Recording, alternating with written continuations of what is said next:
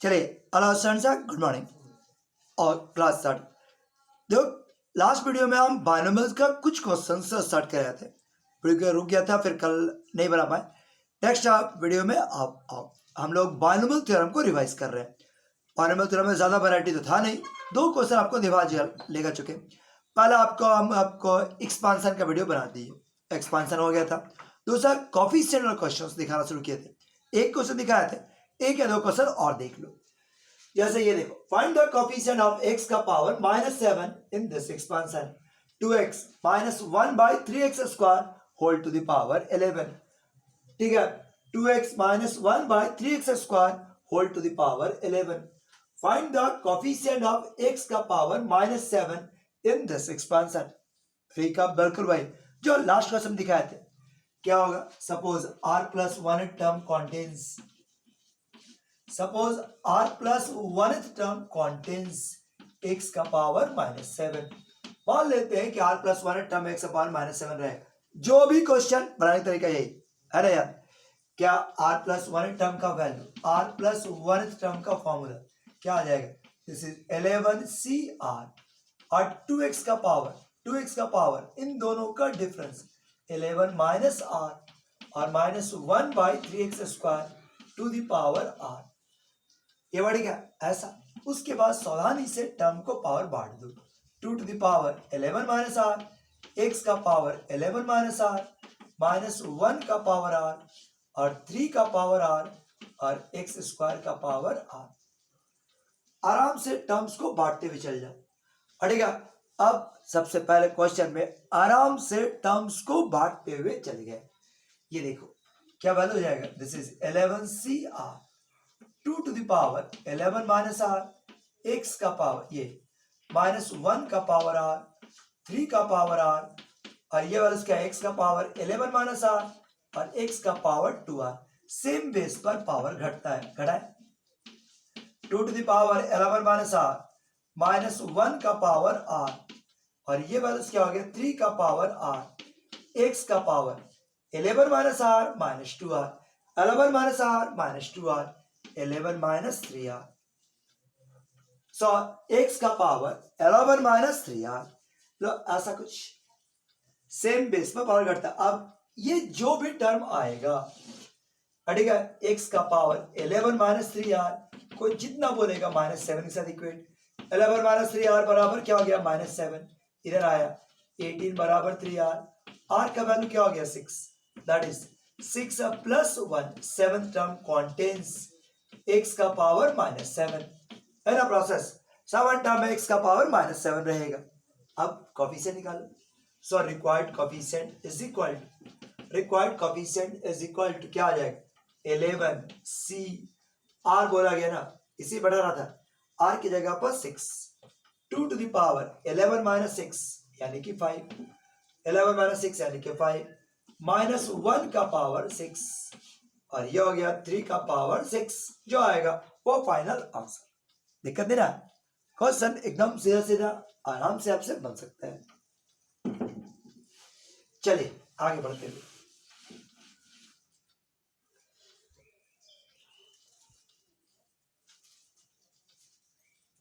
ठीक है। नेक्स्ट ये क्वेश्चन में आइए। जैसे क्वेश्चन है 2x², देखो 2x² माइनस 3/x³ पावर 25। आपसे ये कह रहा है कि find the term independent of x। Find the term independent of x। जानता तो होगा ही, याद है तो वीडियो पॉज करो और बना लो। Find the term independent of x। Find the term independent of x। वैसा टर्म निकालिए जो x से इंडिपेंडेंट है। कैसे बनाते थे? इंडिपेंडेंट का मतलब x का टर्म ना रहे मतलब x का पावर 0।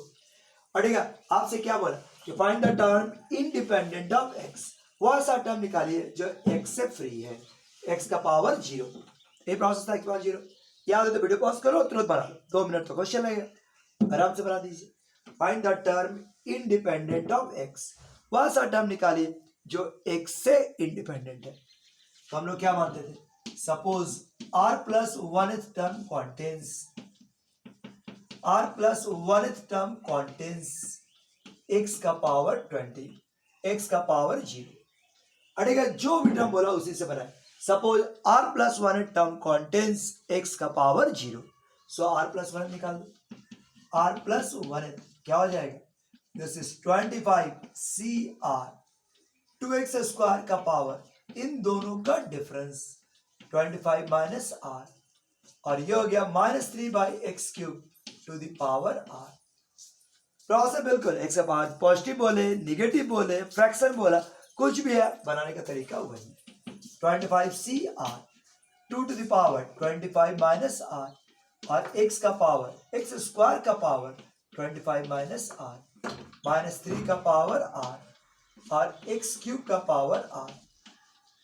अड़ेगा सब वैल्यू क्या हो गया, 25 C R 2 to the power 25 minus R, x का पावर सेम बेस पर पावर घटता है, 50 माइनस 2r, -3 का पावर r, और x का पावर 3r।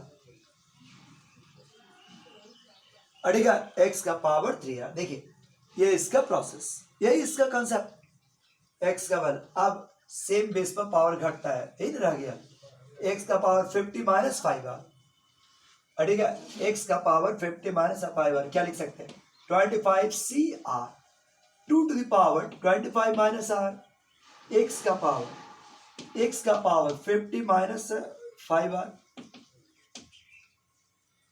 -3 का पावर r, और बटा में कुछ नहीं है, बस इतना ही। अब ये वाला जो टर्म है, अड़ेगा नाउ x का पावर 50 माइनस 5r, और बराबर क्या हो गया, x का पावर 0। अड़ेगा इतना बराबर x का पावर 0, अब इतना ही से ले लिया, x का पावर 0, नाउ 50 माइनस 5r बराबर 0, क्रॉस किया जाए, सो 50 बराबर क्या हो गया 5r, r का वैल्यू 10। अड़ेगा r का वैल्यू 10, यह इसका प्रोसेस, r का वैल्यू 10, ये 10 निकल गया, that is t 11th term contains x का पावर 0। अड़ेगा t 11th में x का पावर 0 रहेगा। अब t 11 का वैल्यू निकाल दीजिए ना, t पर कोफिशिएंट क्या ले, वही इक्वेशन 1 में x छोड़ के बाकी बढ़ा दो, सो रिक्वायर्ड कोफिशिएंट इज, या टर्म बोला जाए, कोफिशिएंट नहीं भी बोला तो टर्म बराबर, तरीका वही, ये क्वेश्चन वही है। This is 25 C 10 2 to the power 25 minus 10 यानी कि 15, -3 का पावर 10, और ये बस, ये इसका फाइनल प्रोसेस, ये इसका रूल, ये इसका कॉन्सेप्ट। क्वेश्चन आराम से बन सकता है, ध्यान से बना लीजिए तो क्वेश्चन बन रहा है। चलिए अब आगे बढ़ाते हैं, अब कुछ 1-2 क्वेश्चन बना के देख लेना और एक्स्ट्रा तो हो जाएगा। ये 2 टाइप हो गया। अब तीसरा टाइप क्या था, मिडिल टर्म का। मिडिल टर्म को याद करो, अड़ेगा मिडिल टर्म, अड़ेगा अगला प्रोसेस है मिडिल टर्म, अड़ेगा नेक्स्ट है मिडिल टर्म। बताओ क्या प्रोसेस हो, मिडिल टर्म का प्रोसेस था कि सबसे पहले आप नंबर टर्म पता कीजिए, प्रोसेस यही था, स्टेप्स यही था कि नंबर ऑफ टर्म पता कीजिए। नंबर ऑफ टर्म्स इवन है तो अलग फॉर्मूला, ऑड है तो अलग फॉर्मूला। सबसे पहले नंबर ऑफ टर्म्स, पहला स्टेप क्या था, नंबर ऑफ टर्म्स। टर्म कैसे पता करते हैं, तो जितना भी पावर है, जितना इंडेक्स है, उससे एक ज्यादा। अगर ऑड है तो फॉर्मूला, मिडिल टर्म का formula number of term plus 1/2, n plus 1/2, और अगर इवन है तो 2 मिडिल टर्म होगा, n/2 और n/2 प्लस 1। इसमें 2 मिडिल टर्म्स आएगा, अड़ेगा इसमें 2 मिडिल टर्म्स आएगा। अब यही इसका प्रोसेस, अड़ेगा ये इसका प्रोसेस, तो ये मिडिल टर्म निकालने का तरीका, अड़ेगा ये मिडिल टर्म्स निकालने का यही तरीका होगा। तो आओ हम लोग इसको फेस करते हैं। जैसे एक क्वेश्चन देखो, 2x² plus 1/3x whole to the power 20, कहा जाए मिडिल टर्म निकाल दीजिए। Find the middle term, find the middle term, निकाला जाता है बस। फाइंड द मिडिल टर्म, सबसे पहले number of term, number of terms कितना हो गया, 20 प्लस 1 21, 21 एक ऑड संख्या है तो इसमें 2 मिडिल टर्म्स होगा। Middle term is equal to, ठीक है, मिडिल टर्म्स कौन सा, तो फॉर्मूला था number of term plus 1/2। Odd तो एक मिनट टर्म, सॉरी एक ही मिनट टर्म्स होगा। ये आपका 11। अब T11 का वैल्यू निकाल दो, जो आएगा वो आंसर 20C10। 2x स्क्वायर का पावर इन दोनों का डिफरेंस और 1/3x का पावर 10। लो ऐसा कुछ 20C10 2 to the power 10 x का पावर 20 3 का पावर 10 x का पावर 10।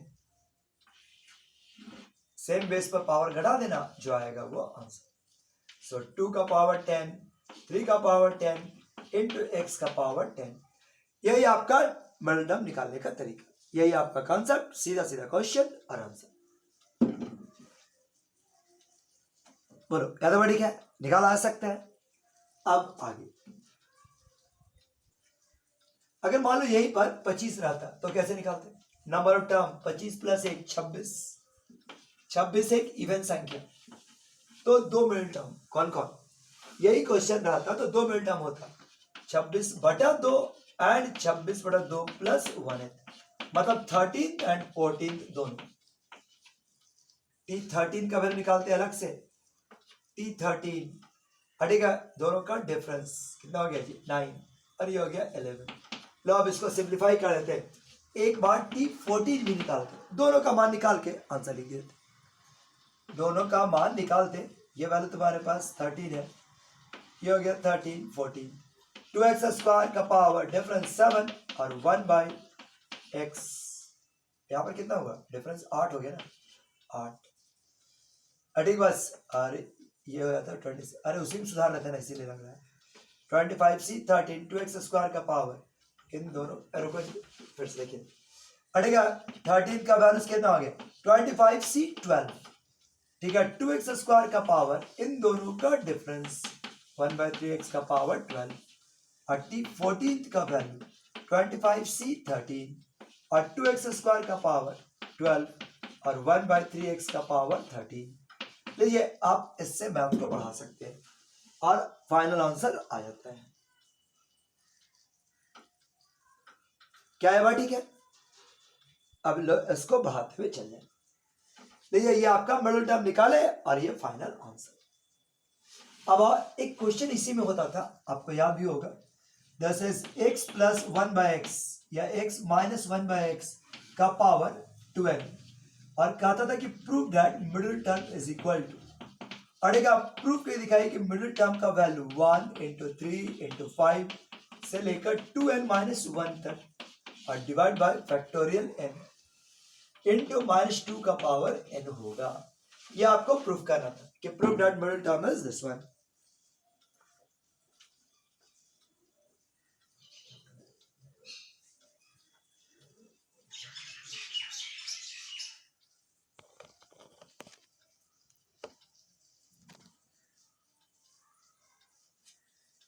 ठीक है, तो मिडिल टर्म निकालने तरीका था, सबसे पहले नंबर ऑफ टर्म्स कितना आ गया, number of terms is equal to 2n + 1, मतलब ऑड।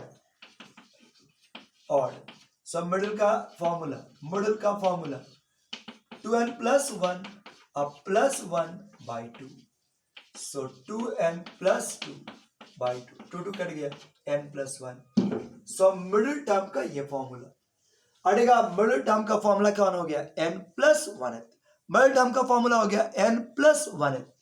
अब आइए टर्म्स का वैल्यू, सो Tn + 1 का formula this is 2nCn x का पावर इन दोनों का डिफरेंस -1/x का पावर n, सो 2nCn x का पावर n और -1 का पावर n x का पावर n, ये और ये कट गए। 2nCn का फॉर्मूला खोलो, फैक्टोरियल 2n फैक्टोरियल n -1 का पावर n, ऐसा कुछ। फैक्टोरियल 2n का फॉर्मूला 1 × 2 × 3 × 4 से लेकर 2n तक, और ये वाला वैल्यूज क्या हो गया फैक्टोरियल n और -1 का पावर n। अब टारगेट को देखते हुए ऑड वाला एक साथ 1 3 5 से लेकर 2n -1 तक एक साथ, इवन वाला अलग 2 4 6 से लेकर 2n तक और नीचे भी एक तो ओपन करो फैक्टोरियल फैक्टोरियल का मान 1 2 3 से लेकर n तक और यहाँ पर -1 का पावर n। ये देखिए 1 से काटे तो 2, 2 से काटे तो 2, 3 से भी काटे तो 2, n से काटे तो 2, 2 2 n टाइम्स आ जाएगा। सो 1 3 5 से लेकर 2n - 1 फैक्टोरियल n और ये हो गया 2 to the power n -1 का power n, 2 to the power n -1 का पावर n यानी कि -2 to the power n 1 3 5 2n - 1 into -2 to the power n और आपका दोनों पावर सेम है, बेस गुना हुआ, आंसर है। चलिए आगे बढ़ते हैं। हाँ ठीक है, फिर आपका अगला क्वेश्चन पे आइए। ठीक है, मॉडल टर्म्स तो हम लोग निकाल लिए। इसके बाद ठीक है, फिर आपको एक क्वेश्चन दिखाए थे इस टाइप पर बेस्ट इंपॉर्टेंट कॉन्सेप्ट था एक। ठीक है, एक इंपॉर्टेंट कॉन्सेप्ट था आपका। ठीक है, एक टाइप था जो इस कॉन्सेप्ट पर बेस्ट था। क्या था? पहला एनसीपी बराबर अगर एनसीक्यू हो जाए, अगर कहीं पर एनसीपी बराबर एनसीक्यू हो जाए तो कंसेप्ट क्या था? देन आइदर या तो पी और क्यू आपस में बराबर होगा या P plus Q is equal to N. देखो एक कंसेप्ट ये लिखा है थे, एक टाइप था जो इस कंसेप्ट पर बेस्ट था। हम क्या याद दिलाते हैं फॉर्म? अगर एनसीपी बराबर एनसीक्यू हो जाए तो या तो पी बराबर क्यू या P plus Q is equal to N. दूसरा एक और टाइप था, अड़ेगा कॉफिशिएंट ऑफ एनी टर्म, कोई टर्म का कॉफिशिएंट मतलब binomial coefficient only, binomial coefficient only मतलब एनसीआर, दैट इज एनसीआर का बात कर रहे हैं। अड़ेगा कोई टर्म का कॉफिशिएंट मतलब एनसीआर, याद करो तब इस पर बेस्ट क्वेश्चन था। 2x² + 1/x का पावर 15। अगर हमसे कहा जाए कॉफिशिएंट ऑफ फिफ्थ टर्म, अड़ेगा कॉफिशिएंट ऑफ फिफ्थ टर्म या फिफ्थ टर्म तो क्या मतलब होगा? तो 15 सी जो भी टर्म बोला जाए उससे एक कम, फिफ्थ बोला गया तो 4, अड़ेगा जो भी टर्म बोला उससे एक कम है ना, प्रोसेस बताए थे। तो 15 सी फॉर बस, बस आगे नहीं, यही आपका फिफ्थ टर्म। अगर हमसे बोला जाए coefficient of r + 1th term तो क्या होगा? तो 15 सी आर या 15 सी आर, जो भी टर्म बोला उससे एक कम, बस वहीं पर स्टॉप। याद आ गया? अब इस पर एक टाइप पढ़ाए थे आपको, ठीक है, एक टाइप पढ़ाए थे वो देखो। देखिए एक क्वेश्चन केवल दिखाएंगे, एक क्वेश्चन केवल देख लो। ठीक है, जैसे 1 + x का पावर 39, ठीक है, और क्या बोलता है? If the coefficient of 2r + 5th term, coefficient of 2r + 5th term is equal to coefficient of is equal to coefficient of r - 6 term, coefficient of r - 6 term, find r, coefficient of r - 6 term, r - 6 term का coefficient है, find r, r का value निकाल दीजिए। देखो एक expansion दिया होगा, सीधा सीधा एक एक्सपांशन दिया होगा, एक ऑब्जेक्टिव है, ध्यान से याद करो, बहुत ही सिंपल था। क्या बोला? coefficient of r + 1th term is equal to मतलब बराबर, किसका बराबर है? तो कोफिशिएंट ऑफ r - 6 टर्म का। तो बोलो आपसे बनेगा 2r + 5 टर्म कितना मतलब 39 सी जो भी बोला उससे एक कम, 2r + 4 बराबर 39 सी r - 6 से एक कम r - 7, जो भी बोला उससे एक कम। अब एनसीपी बराबर एनसीक्यू, एनसीपी बराबर एनसीक्यू का फायदा, एनसीपी बराबर एनसीक्यू क्या हो जाएगा? 2r + 4 बराबर r - 7 या 2r + 4 + r - 7 बराबर 39। ठीक है, सो ये वाला क्या हो गया? r बराबर -11, और ये वाला बैलेंस क्या हो गया 3r, -3 को उधर ले गया तो 42, r का वैल्यू 14। सो r बराबर -11, r बराबर 14, r बराबर -11 या r बराबर 14, ये रिजेक्ट संभव ही नहीं है। सो केवल एक आंसर हुआ 14 था ना। ऑब्जेक्टिव बना लेगा ना, एक ही क्वेश्चन बनाते हैं इसको। चलिए आगे बढ़े। फिर आपको एक क्वेश्चन दिखाए थे ये वाला, ठीक है, कि कोई बाइनोमियल एक्सपेंशन है, कोई बाइनोमियल एक्सपेंशन दिया हुआ है, ठीक है, इसके 3 लगातार coefficient, if 3 consecutive coefficients are, ठीक है, if 3 consecutive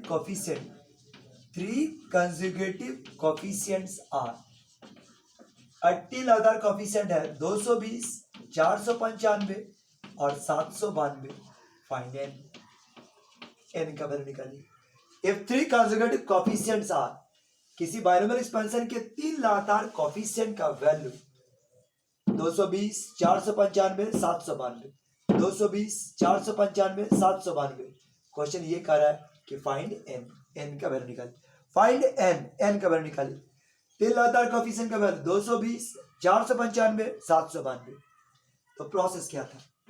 late 3 consecutive coefficient are, 3 consecutive coefficient are NCR plus 1 और NCR plus 2, ये ना मान सकते थे। इनका मान दिया हुआ है, NCR का वैल्यू 220, NCR plus 1 का वैल्यू 495 और NCR plus 2 का वैल्यू 792, और आपको n मतलब r का वैल्यू निकाल देना था। अड़ेगा we have to find r, r का वैल्यू निकाल देना। क्या नहीं बनता? याद करो कैसा प्रोसेस। अगर याद तो वीडियो रोक के बना ही लो, अगर आपको ध्यान में है तो वीडियो रोकिए और बना लीजिए, और नहीं तो थोड़ा याद कैसे बनाते हैं क्वेश्चन। 3 लगातार कोएफिशिएंट का वैल्यू दिया हुआ है तो आप कैसे बनाते हैं? अब आपको बताते कि जब भी कोएफिशिएंट का वैल्यू दिया हुआ है या कोएफिशिएंट के बीच में कोई रिलेशन दिया हुआ है तो हमेशा लगातार कोएफिशिएंट को डिवाइड करते हुए बढ़िएगा। मतलब वैल्यू दिया हुआ है या उनके बीच में रिलेशन दिया हुआ है तो हमेशा लगातार कोएफिशिएंट को डिवाइड करते हुए बढ़िएगा, तो ही बेनिफिट है। तो ये देखो ये दिया हुआ है, अब इनको आपस में डिवाइड करके हम लोग पढ़ सकते हैं। ये देखो ये फर्स्ट, ये सेकंड और ये थर्ड। अब इनको आपस में डिवाइड करके बढ़िए। Now second divide by first, हमेशा लगातार को डिवाइड कर दीजिए। क्या आएगा? NCR plus 1, NCR बराबर 495 बटा 700 बटा 220। याद करो, इंडेक्स सेम, सफिक्स में 1 का डिफरेंस, इंडेक्स सेम, सफिक्स में 1 का डिफरेंस, तो बड़ा वाला एज इट इज छोटा वाला घटाते हुए n माइनस आर और r प्लस 1, राइट? ऐसा r प्लस 1 और NCR की क्रॉस जरूर होगा, दोनों में जो बड़ा है वह एज इट इज और छोटा वाला घटाते हुए n माइनस आर, बड़ा वाला एज इट इज छोटा वाला घटाते हुए। सो n माइनस आर और divide by r plus 1, n minus R divide by r plus 1, ये इसका प्रोसेस। अब इसको कैलकुलेशन करो, अब इसका कैलकुलेशन करो, क्या हो जाएगा? 11 से काटे, 11 चौके 44, 11 पच्चीस 55, अड़ेगा 11 से काटते चलेगा, 11 दूनी 22, 5 से काटे, 5 चौके 20, 5 9 45, 9/4, 9/4, मतलब काट छाट तो आपको करना ही होगा। इसके बाद 4n माइनस 4r और ये वाला बैलेंस क्या हो गया? 9r प्लस 9, सो 4n माइनस 9 बराबर 13r। सो r का वैल्यू 4n माइनस 9/13, सो r का value 4n minus 9/13, 4n minus 9/13। देखो ऐसा। अब इसी तरह से third divide by second, third divide by second, अगर हम डिवाइड करें तो क्या हो जाएगा? NCR प्लस 2, NCR प्लस 1, ये वैल्यू 792 और 495, 792 और 495, इसका वैल्यू क्या हो गया? n माइनस r प्लस 1 और r प्लस 2, बड़ा वाला एज इट इज छोटा वाला घटाते हुए। अब ये 7 से काटे, अड़ेगा 11 से काटो, 11 से 70 और 11 दूनी 22, 11 से काटे तो 11 चौ 44, 45, 9 से काटे 9 72, 9 5 45. So 5n minus 5r minus 5, 8r plus 16. आपको हर हालत में इससे वैल्यू निकालना है बराबर 13r. सो r का वैल्यूज 5n माइनस 21/13 ये ना पढ़ाया हुआ था. क्या अगर लगातार कोफिशिएंट का वैल्यू दिया हुआ हो तो आप हमेशा डिवाइड करते हुए आगे बढ़ जाइए. डिवाइड कैसे आगे बढ़ जाइए. अब लो इन दोनों से r को इक्वेट कर दो. सो 4n माइनस 9/13 अब बराबर 5n माइनस 21/13. 13 कैंसिल. सो n का वैल्यू क्या हो गया 12. So result is 12. अड़ेगा n का वैल्यू 12. यही आपका फाइनल आंसर. याद आ गया बस. कैसा है टॉपिक बोलो. फायदा कुछ है, रिवीजन हो पाता है इससे. अगर देखो वीडियो देखोगे तो कोई फायदा नहीं. वीडियो को रोक के पॉज कर पहले अपने बनाओ. भूल गए तो मेरा वीडियो देखो, भूल गए तब देखो तो बेनिफिट है. चलिए आगे बढ़ते हैं.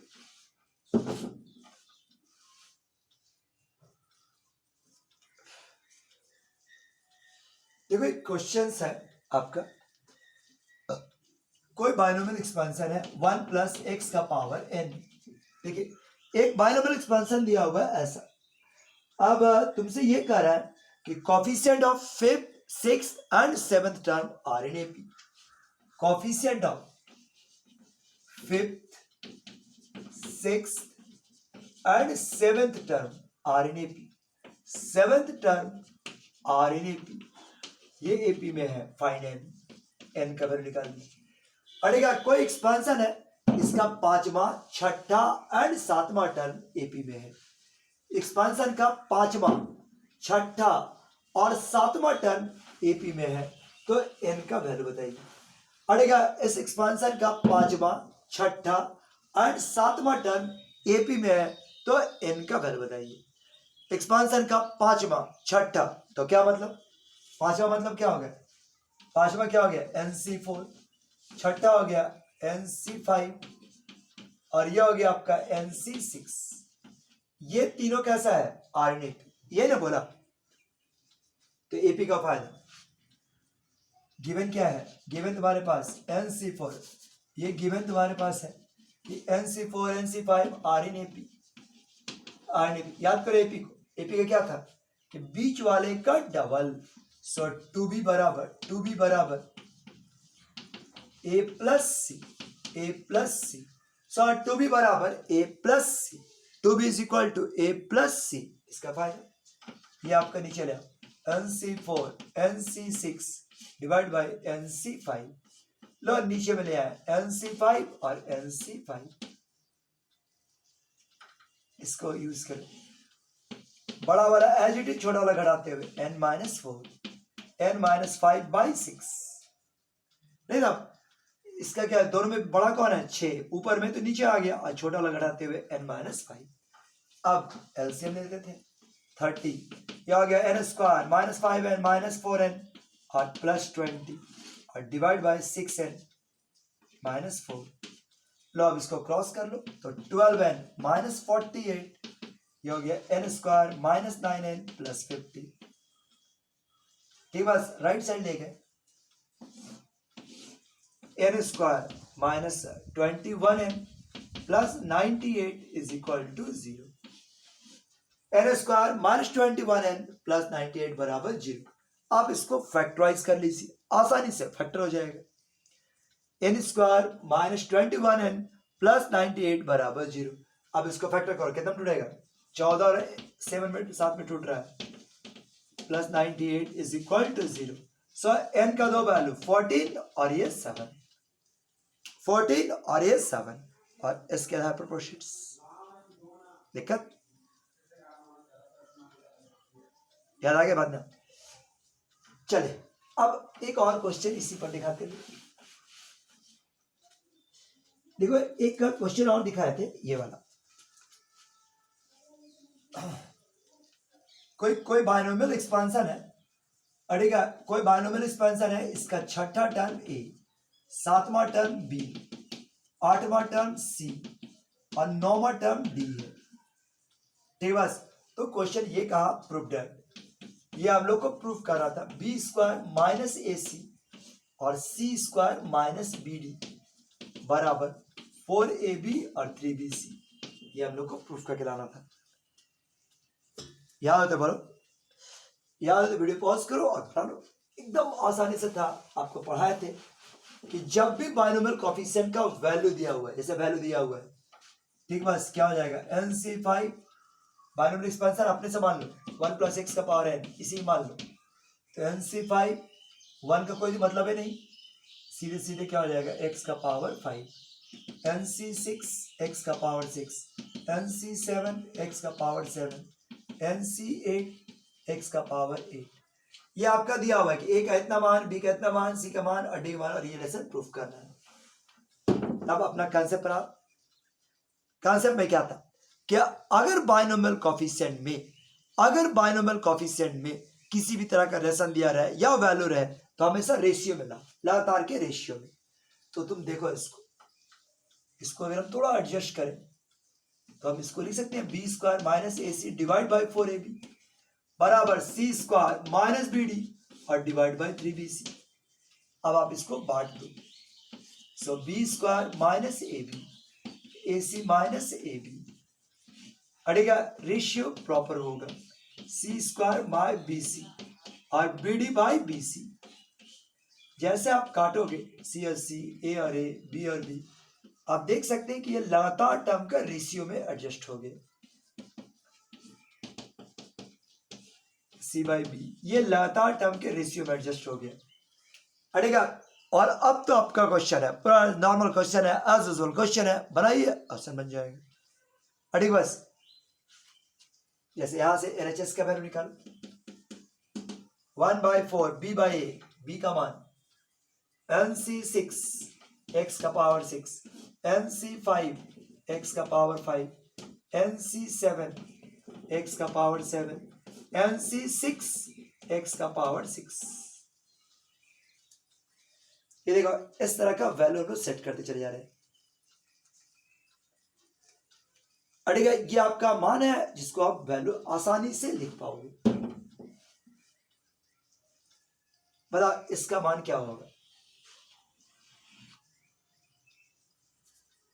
1/4 क्या हो जाएगा n-5/6 और ये x, n-6/7 और ये हो गया x।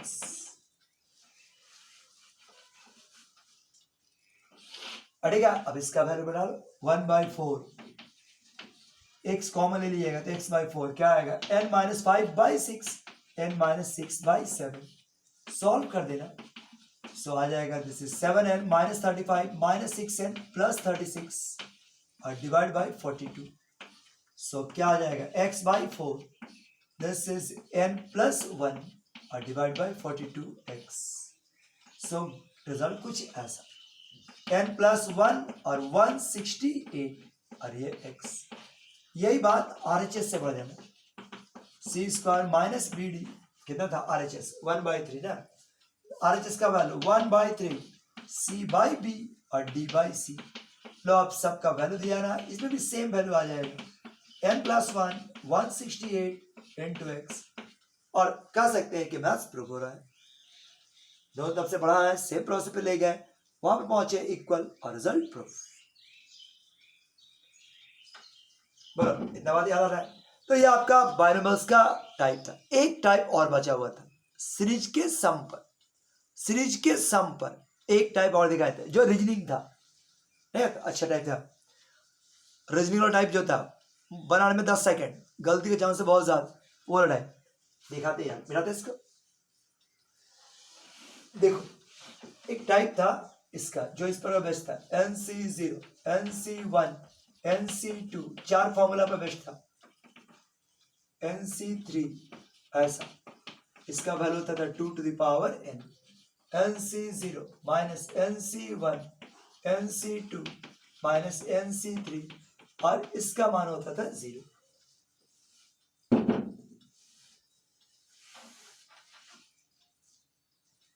क्या है भाई? ठीक है, इसका वैल्यू NC0 NC1, ये देखिए NC1 मतलब NC0, formula 3 NC3 NC2 NC4 NC6, ऐसा इसका फॉर्मूला था n-1, NC1 NC3 NC5 और इसका वैल्यू था 2 to the power n-1।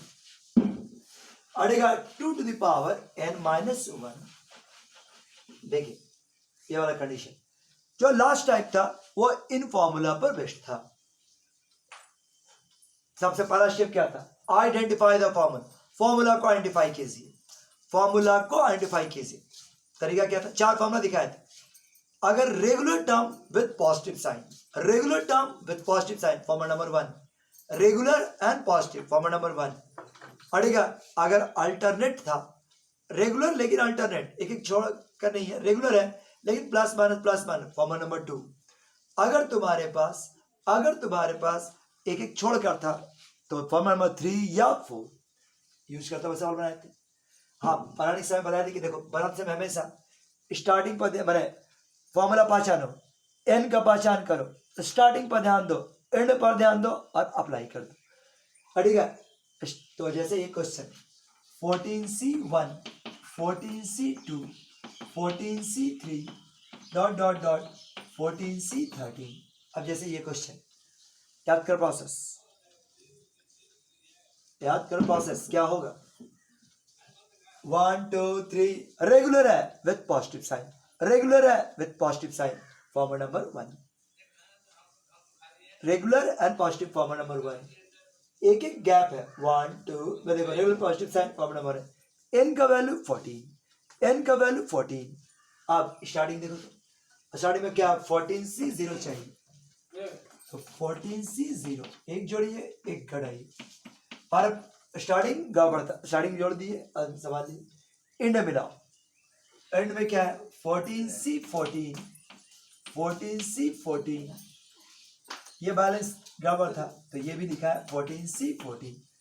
अड़ेगा जो कमी था वो जोड़ दिया और घटाया। अब इसका वैल्यू यहां तक का वैल्यू क्या हो जाएगा?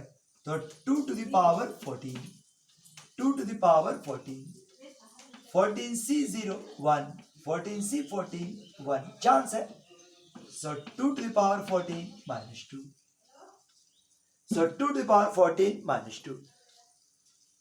कोई प्रॉब्लम? देखा सीधा प्रोसेस, सीधा कॉन्सेप्ट और अलग।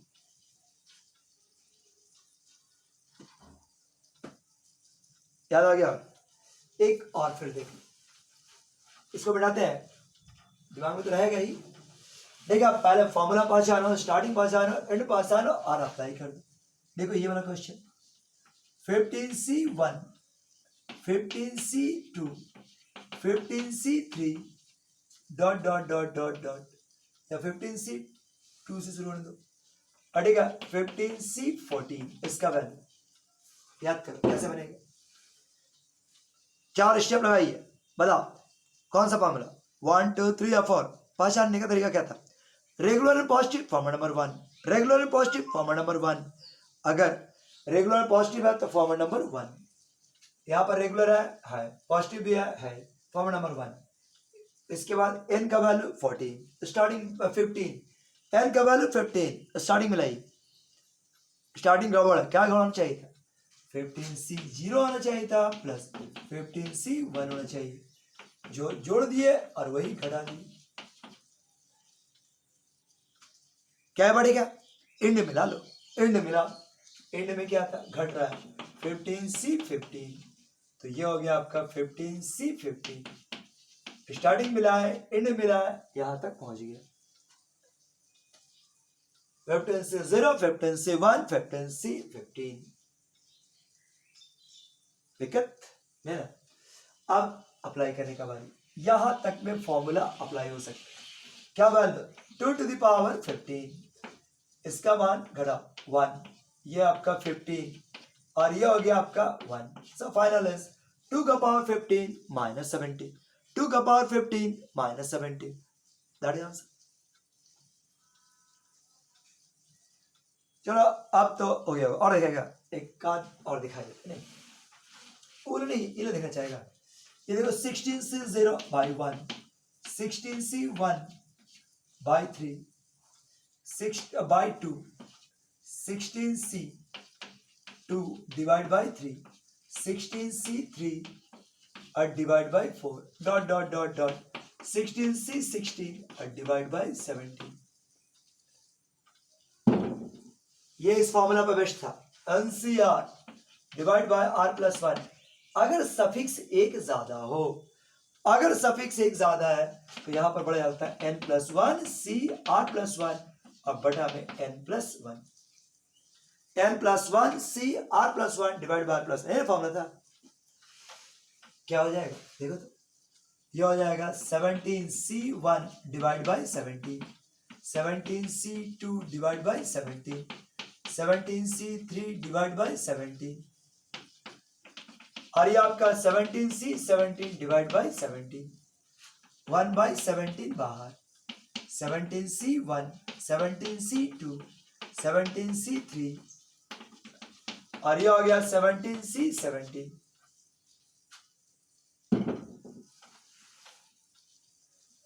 इसका वैल्यू 1/17 स्टार्टिंग गड़बड़ है क्या चाहिए था 17C0 मिसिंग है 17C0 मिसिंग है 17C17 माइनस 17C0 ऐसा कुछ यहां तक का value this is 2 to the power 17 minus 1 ये इसका फाइनल आंसर हो जाता ना एक लास्ट देख लो बस खत्म करें अड़ेगा जैसे ये 1 गुना 10C1 2 गुना 10C2 3 गुना 10C3 ऐसा 10 गुना 10C10 इसका वैल्यू